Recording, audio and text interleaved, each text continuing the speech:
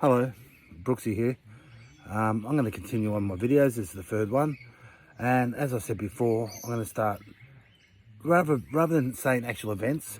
The actual events aren't, to me, the actual events I've been through in my life aren't that important in the sense of the things that happen, but they're important in what I learned from them and the message, the wisdom I gained through going through my struggles and through the life I've lived.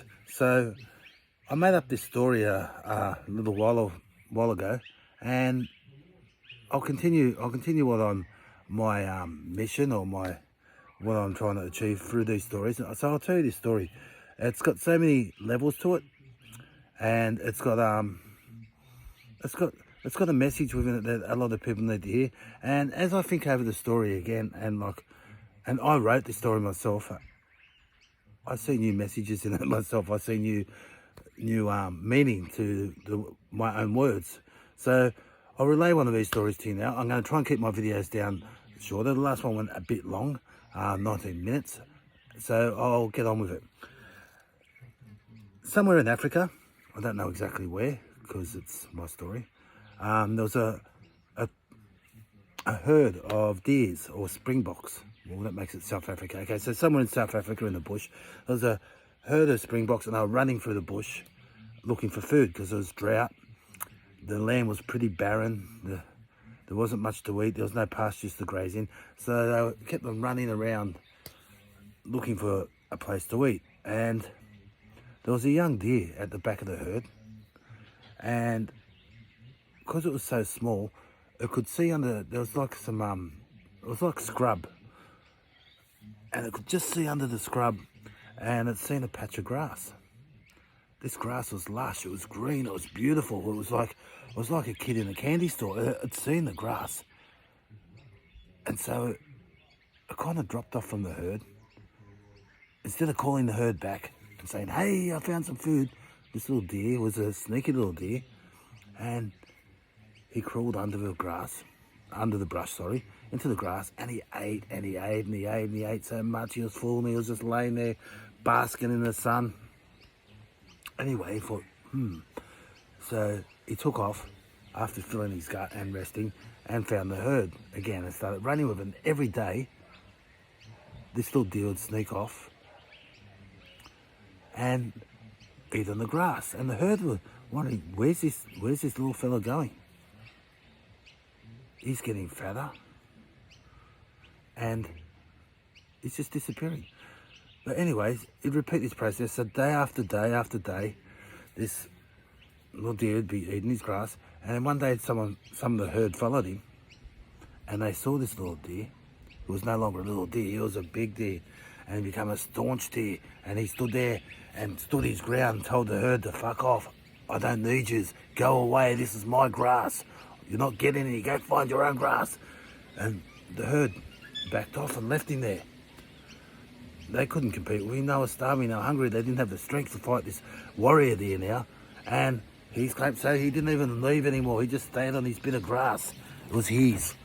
Okay, and he ate and he ate and he ate, and he's getting fatter and fatter and bigger. And he got so fat that when he lay down in the grass to sleep off the food, he couldn't even move anymore.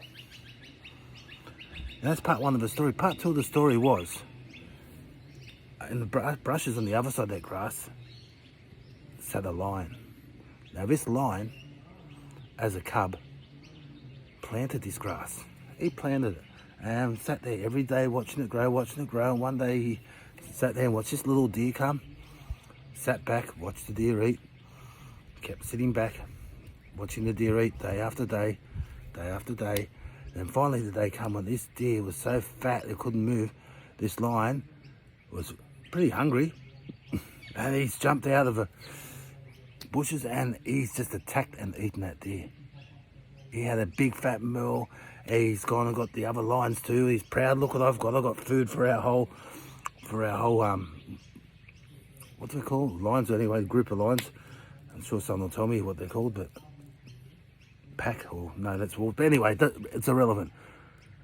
And so this lion fed his family, and that was it for the little deer.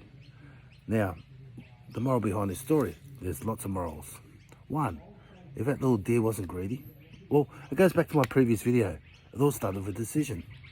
The first decision that little deer made was not to share with his own folk. And they wouldn't have all got fat like he did, but they wouldn't have all had enough to sustain them. And as a herd, he would have had more chance of surviving. So he didn't look after his own. He was greedy. He kept it all. Okay, he claimed that land. He thought it was his. He thought it was his when in reality it was never his. Why wasn't it his? Because it belonged to the lion, the little lion cub, which also goes on to the second part. That lion decided as a youngster to make a decision and plan for the future. He'd done something called delayed gratification. He nurtured that land, and it was a trap for the deer. And then when he got the rewards for it, he went and shared it with all the other lions. And that's why the lion is called the king of the jungle. They're smart, they're cunning, and that's why deers end up as lion food. But anyway, it all starts with a seed, planting one seed. And you can plant that seed in your own head, in your own life. Plant the seed and your grasses will grow, things will become greener, things will become better. Okay, and plant it away from the lions. That's all. I hope you got some meaning from this story. Love you all. Love and peace. Happy days.